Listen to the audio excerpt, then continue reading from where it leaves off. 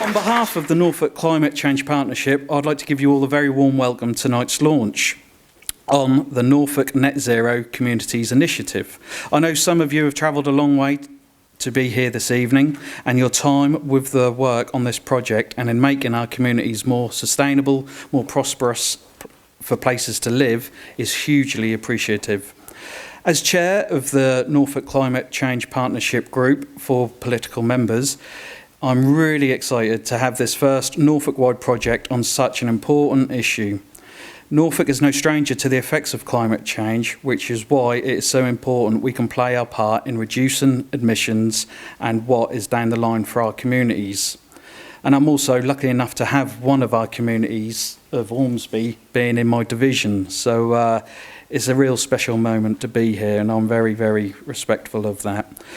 This project is something of a unique occurrence of what is aiming to do, and part of a small network of national innovative projects funded by Innovate UK about how we tackle net zero living.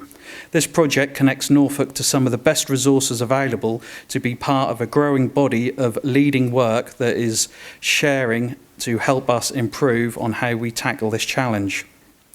This type of funding is a rare opportunity to bring us all together, to work differently and boldly, and that is one of our main objectives tonight. The ambience, the emotion, and just listening to all the conversation already is a lot better than the Witherspoons, I can tell you that. But just hearing all of the voices and everybody and the passion, you can't help but feel a bit engaged by it, and it is intoxicating. It's really good to hear.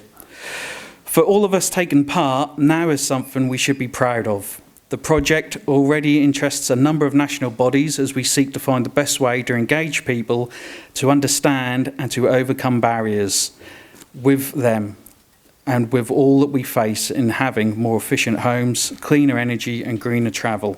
It's my hope and that of the project that we find ways to help our communities in doing this, in ways that is incredibly positive, in ways that improves the quality of life, in ways that reduce bills, and also securing local energy and support on our local economy. Tonight is about bringing people together to really launch this project. We want you all to enjoy the evening, but also leave feeling inspired and connected to each other in what we hope to achieve. Everyone here tonight has already taken a key part of this initiative. We will have ways to support and enable the pilot communities in the year ahead, but everybody being here tonight is such a symbolic gesture, and being together, as I said, I cannot thank you enough. But this project is firstly all about listening and meeting the people where they are together and forming an understanding on how we move forward to tackle climate change. This evening is a reflection of that, so I strongly encourage you all to speak to people you don't know. Be open, share your thoughts, views, give your ideas and aspirations, and most of all, please don't be afraid. No question is a silly question. Ask them questions, push that boundary. Don't be afraid in making mistakes. Really, really engage with everybody here. I'll now hand you over to Paula, one of my excellent officers at Great Yarmouth Borough Council, and who's worked tirelessly on this project, and she's going to explain more about the communities and how we move forward. Thank you all. Here tonight we have representatives of the 7 communities. We have officers from each of the district, borough, city councils and the county council. We've got our project steering group, we've got our advisory group, and very importantly, we've got our funder, Innovate UK. So thank you very much for coming up tonight from London, I think. Oh, Peterborough. Peterborough, even better. Great. Thanks to Councillor Bensley for setting the tone so well tonight, and I won't keep you too long. It's against the backdrop of partnership work that we're doing this in the name of the Norfolk Climate Change Partnership.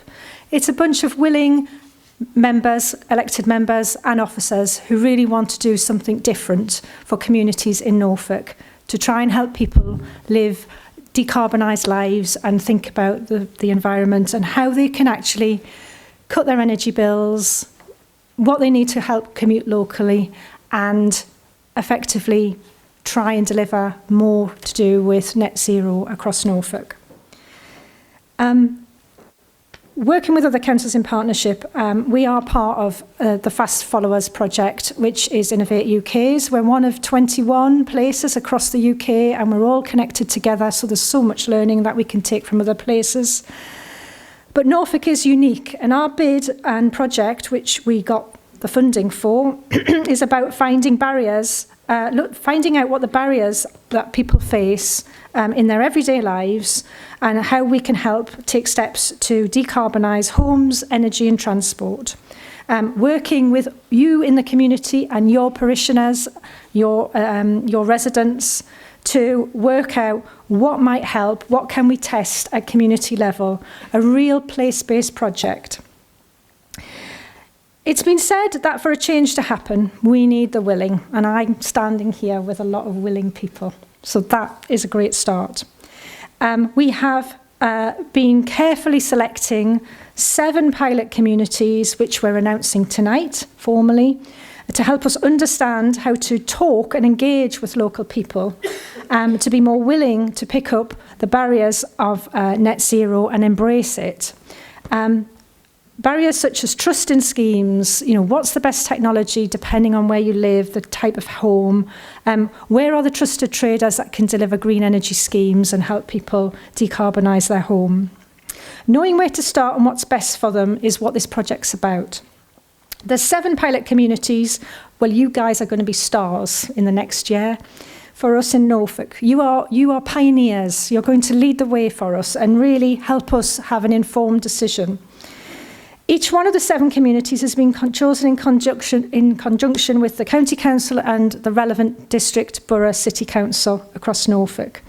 So I'm very pleased to announce we have Marshall and St James for the borough of Kings Lynn and West Norfolk.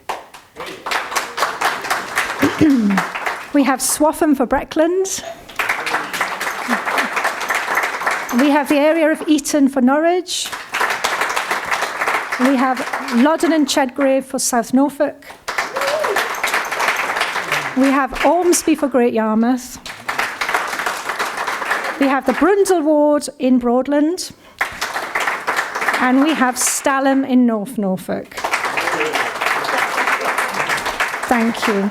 And I hope you will all welcome and engage and join in this project tonight. We are quite literally putting the 7 net zero communities. We need a catchier name, and we're going to be asking you for a better name than that.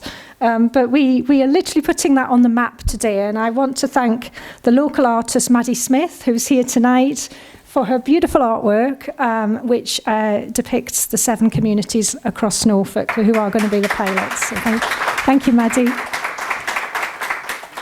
So what we're going to be doing with you, we're going to be taking some learning. We're going to be doing a lot of listening and a lot of engaging, a lot of popping up in projects or local fairs or events that are already being organised. It's about going where the people are and listening to people and finding what people need to understand better about this whole agenda. We're extremely grateful for you as 7 communities that you've taken a leap of faith with us tonight. And over the coming year, we'll be building on what works best, listening to you and supporting you, and more importantly, signposting you to other sources of information, advice, and even some grant funding that might be able to help your communities to decarbonise. Tonight marks the launch of the work, and within the pilot communities, we're going to start to create conversations, meet people where they are, and listen to local people and what people have to say. It's an exciting bit of the project, and we hope that you will join in making this the best opportunity. I'm delighted that we have commissioned a stunning environmental behaviour change communication company called the Hubbub Foundation, who are with us tonight, and they'll be running your workshop tonight. Hubbub are pioneers in themselves, environmental charity who do a lot of work on how to get a cleaner, greener lifestyle and greener living. So I'm going to pass over now. Say thank you. I will meet some of you more later, but thank you. And I pass to Dan and Abby of Hubbub. Thank you. Thank you, Paul, and thank you everyone for letting us be here, I suppose. we're Hubbub. We're a creative charity and we specialise in, as Paula was saying, we design campaigns about engaging people in the environment. Our focus is on teaching and tackling people on environmental issues and giving them practical solutions that don't just benefit the environment but benefit them. From our polling that we run biannually, we've found that 83% of people are worried about climate change, but even more don't know what they can do to help and the practical actions that they can take. So at Hubbub, we're all about how we can make that less unclear, and we're passionate about helping people to understand how to make environmental action make sense and how we can engage people where they are, as both James and Paula mentioned. Whether that's at work, whether that's in their community, or whether that's in their home.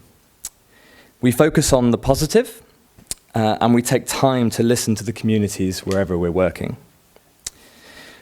We always want to tackle issues and problems that people can get on board with and that they know are behaviours that they want to change, whether that's learning how to waste less, learning how to spend less on energy, or creating spaces for people to better connect with the nature around them. So what does that actually mean in practice? I'm going to hand over to Abby, who's going to take us through 3 really good examples where we've done this before. Hello, is this working? Yeah, fab. I'm going to talk through 3 quick examples. The first one is close to home in Norfolk itself. We worked on a food waste campaign called Food Savvy, which some of you may have heard of. It was a household food waste reduction campaign led by Norfolk County Council, Suffolk Waste Partnership and ourselves, Hubbub. Established in 2018, we set a really ambitious target to reduce food waste by 20% by 2025. And the way we did this, we helped people stop food going to waste, to save money, but also to save time. We focused on campaigns with everyday items such as Use Your Loaf, which was creative recipes about making sure you weren't wasting bread. And also one called Milk Savvy, which you may have seen. There was a light installation on Norwich Castle, which was very exciting, all about encouraging people to waste less milk and kind of sharing tips around that.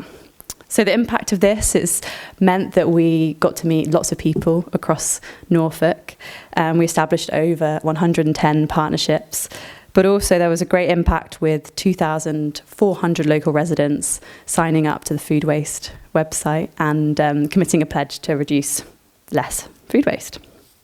Another project, so in the last couple of years, we've been working more and more on energy and transport.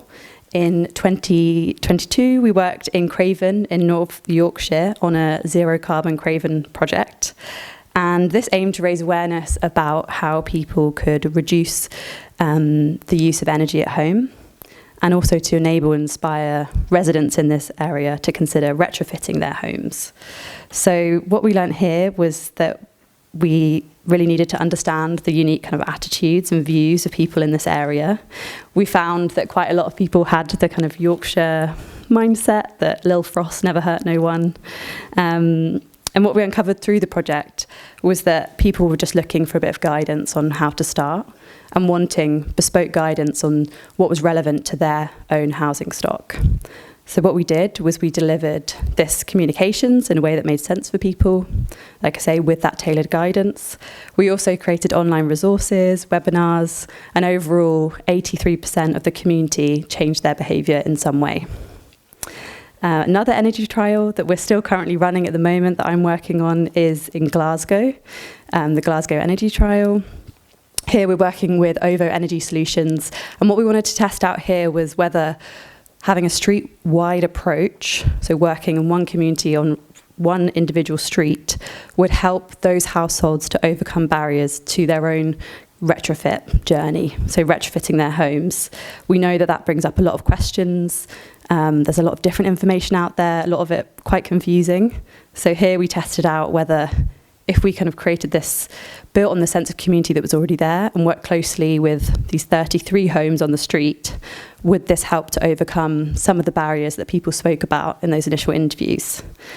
what we were able to do here was test quite a new government funding scheme, so the Great British Insulation Scheme that some of you might be aware of. That was, it came out last July, and we've been able to test that within this street. And I'm really pleased to say that 15 out of the 33 households are having retrofit changes made currently.